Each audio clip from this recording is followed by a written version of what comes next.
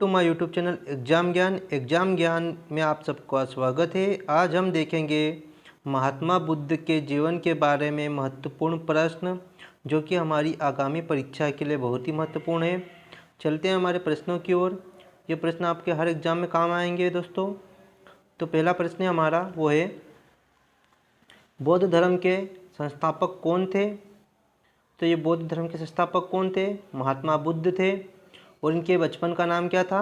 तो इनका बचपन का नाम जो था वो सिद्धार्थ था। जब इनको ज्ञान की प्राप्ति हो गई थी, इसके बाद इनका नाम चेंज हो गया था और इनको लोग क्या कहने लगे थे? गौतम बुद्ध कहने लगे थे। चलते हैं हमारे अगले प्रश्न की ओर। अगला जो प्रश्न है हमारा वो है, गौतम बुद्ध का जन्म कब हुआ था? तो गौतम बुद्ध का जन्म कब हुआ था? तो ये हुआ था 563 ईसा पूर्व में इनका जन्म हुआ था। अगला प्रश्न हमारा वो है, गौतम बुद्ध का जन्म स्थान का नाम क्या है? तो इनका जन्म जो हुआ था वो हुआ था कपिलवस्तु के लुम्बिनी नामक ग्राम में। तो इनके पिता का नाम क्या था? शुद्धोधन था। और जो कपिलवस्तु वर्तमान में कहाँ है? तो वर्तमान में नेपाल में है। चलते हैं अगले प्रश्न की ओर। अगला जो प्रश्न हमारा वो है, किसे लाइट ऑफ एशिया के नाम से जाना जाता है?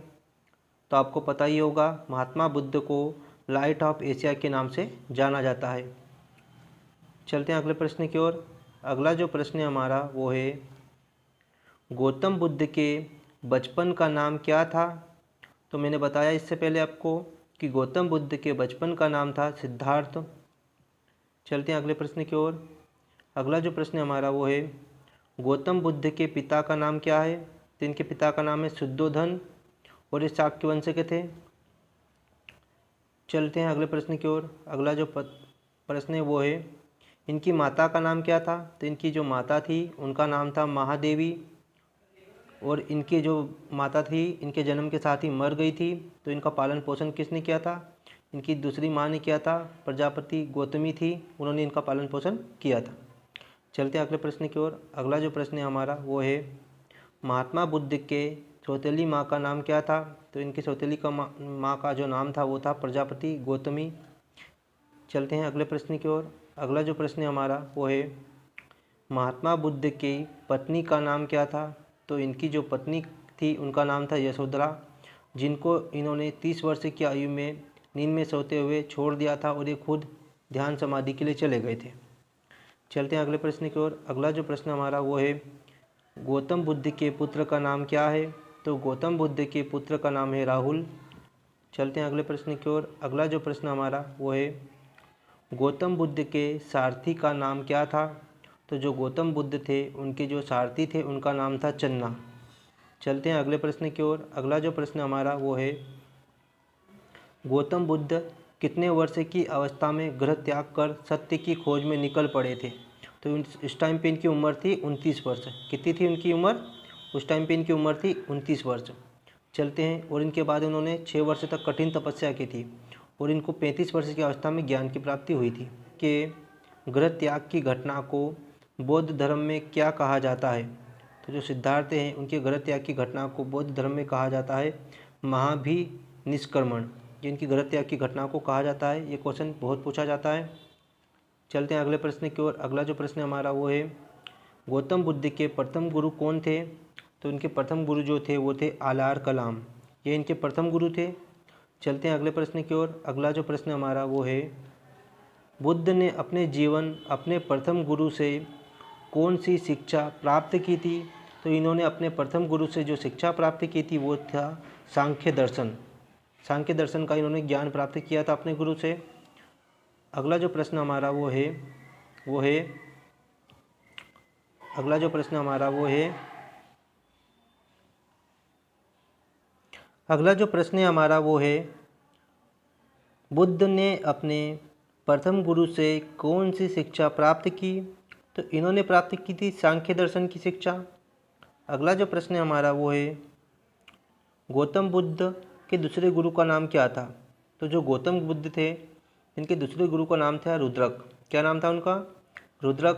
पहले गुरु का नाम तो सबको याद रहता है, बाकी दूसरे गुरु का नाम बहुत कम लोगों को याद रहता है। चलते हैं अगले प्रश्न की ओर। अगला जो प्रश्न हमारा वो है, उरुवेला में कितने ब्राह्मण बुद्ध के शिष्य बने थे? तो इसका सही आंसर क्या हो जाएगा? इसका जो सही आंसर हो जाएगा वो हो जाएगा 5। अगला प्रश्न हमारा वो है, बुद्ध के 5 शिष्यों के नाम क्या थे? तो इनके नाम थे कौंडिन्य, पप्पा, भादिया, अससागी और महानामा। ये इनके 5 शिष्य थे। अगला जो प्रश्न हमारा वो है, 35 वर्ष की आयु में बिना अन्न जल ग्रहण किए आधुनिक बोध गया में निरंजना नदी के तट पर पीपल के वृक्ष के नीचे कितने वर्ष की कठिन तपस्या के बाद बुद्ध को ज्ञान की प्राप्ति हुई थी? तो ये हुई थी इनको 6 वर्ष की तपस्या के बाद। इनकी जो आयु थी घोर छोड़ने के टाइम पे 29 वर्ष, और इनको 6 वर्ष बाद मतलब 35 साल की आयु में क्या हुआ था? ज्ञान प्राप्त हुआ था। चलते हैं अगले प्रश्न की ओर। अगला जो प्रश्न हमारा वो है, ज्ञान प्राप्ति के बाद सिद्धार्थ को क्या कहा गया? तो इनको कहा गया था गौतम बुद्ध और तथागत, ये इनके नाम हो गए थे। अगला प्रश्न हमारा वो है, सिद्धार्थ का गोत्र क्या था?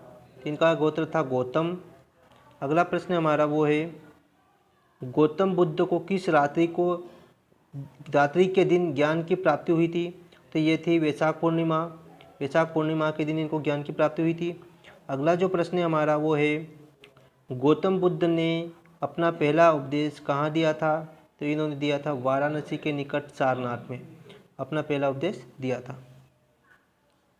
अगला प्रश्न हमारा वो है, उपदेश देने की इस घटना को क्या कहा जाता है? इसको कहा जाता है धर्मचक्र परिवर्तन, इसको कहा जाता है। अगला प्रश्न हमारा वो है, महात्मा बुद्ध ने अपने उपदेश को किस भाषा में दिया? तो जन सामान्य की जो भाषा उस टाइम पे थी वो थी पाली, तो इन्होंने उसी भाषा में उपदेश दिया था। अगला प्रश्न हमारा वो है, बौद्ध धर्म के 3 रत्न कौन कौन से हैं? तो इनके जो रत्न हैं वो है बुद्ध, धम्म और संघ, ये इनके 3 रत्न हो गए। अगला प्रश्न हमारा वो है, बौद्ध धर्म में परविष्ट को क्या कहा जाता है? उसको कहा जाता है उपसंपदा। क्या कहा जाता है? उपसंपदा।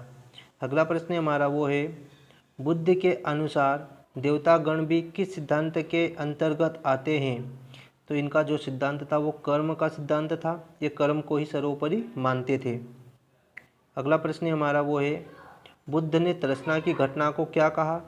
तो जो तृष्णा की घटना थी उनको इन्होंने निर्माण का नाम दिया है।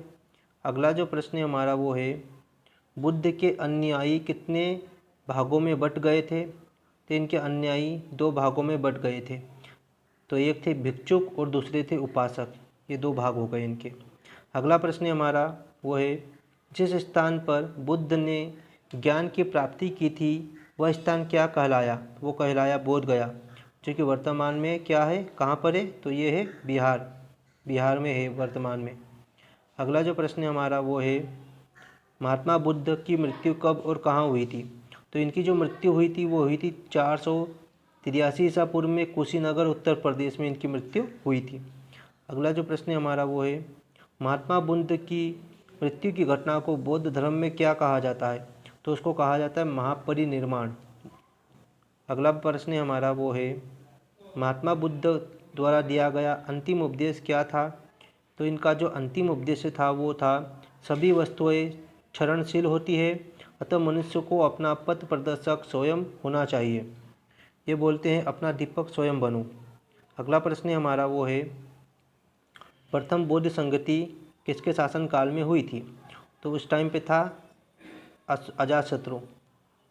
अगला प्रश्न हमारा वो है, तृतीय बौद्ध संगति किसके समय पर हुई थी और कहाँ हुई थी? तो ये कनिष्क के टाइम पे हुई थी पाटलिपुत्र में।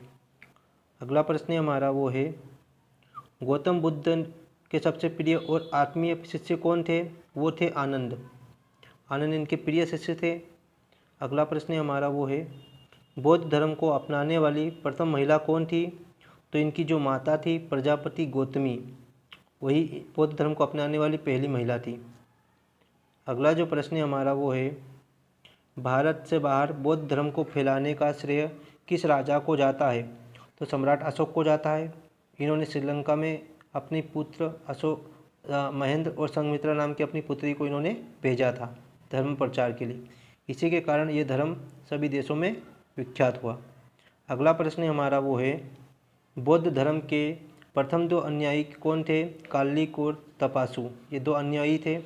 अगला जो प्रश्न हमारा वो है, बुद्ध की प्रथम मूर्ति कहाँ बनी थी? तो ये मथुरा कला में बनी हुई थी।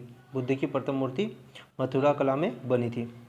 अगला जो प्रश्न हमारा वो है, सबसे अधिक संख्या में बुद्ध की मूर्तियों का निर्माण किस शैली में किया जाता है? तो ये गांधार शैली में किया जाता है, और जो दूसरी शैली होती है वो है मथुरा शैली।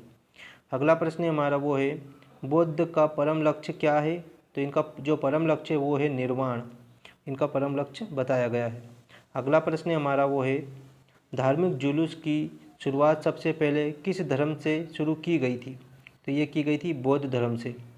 अगला जो प्रश्न हमारा वो है, बौद्धों का सर्वाधिक पवित्र त्यौहार कौन सा है? तो ये हो जाएगा वैशाख पूर्णिमा, जब बुद्ध को क्या हुआ था? ज्ञान की प्राप्ति हुई थी। अगला जो प्रश्न हमारा वो है, वैशाख पूर्णिमा किस नाम से विख्यात है? तो इसको बोला जाता है बुद्ध पूर्णिमा। वैशाख पूर्णिमा को क्या बोला जाता है? बुद्ध पूर्णिमा बोला जाता है। अगला जो प्रश्न हमारा वो है, अनिश्वरवाद को मानने वाले कौन से धर्म हैं? तो जो ईश्वर को नहीं मानते हैं वो है बौद्ध धर्म और जैन धर्म, ये दोनों धर्म ईश्वर को नहीं मानते हैं। अगला प्रश्न हमारा वो है, बुद्ध ने किसको प्रामाणिकता को स्पष्ट नकार दिया था? तो इन्होंने वेदों को नकार दिया था।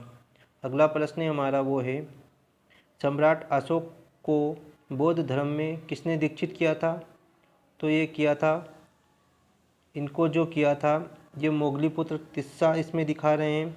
बाकी इनका जो सही आंसर हो जाएगा वो हो जाएगा उपगुप्त नाम का बौद्ध भिक्षु था, इन्होंने अशोक को क्या किया था? दीक्षित किया था। अगला जो प्रश्न हमारा वो है, चतुर्थ बौद्ध संगति कहाँ हुई थी? तो ये हुई थी कुंडलवन कश्मीर, कुंडलवन कश्मीर में हुई थी चौथी बौद्ध संगति। इस प्रकार से मेरा वीडियो यहीं पर ख़त्म होता है। यदि आपको ये वीडियो पसंद आया है तो इस चैनल को अभी सब्सक्राइब करें, लाइक करें और अपने दोस्तों के साथ शेयर करें, क्योंकि इस चैनल पर आपको इस तरह के वीडियो आगे भी मिलते रहेंगे जो कि आपकी सभी प्रकार की एग्ज़ामों के लिए महत्वपूर्ण हैं। आप सबका वीडियो देखने के लिए धन्यवाद।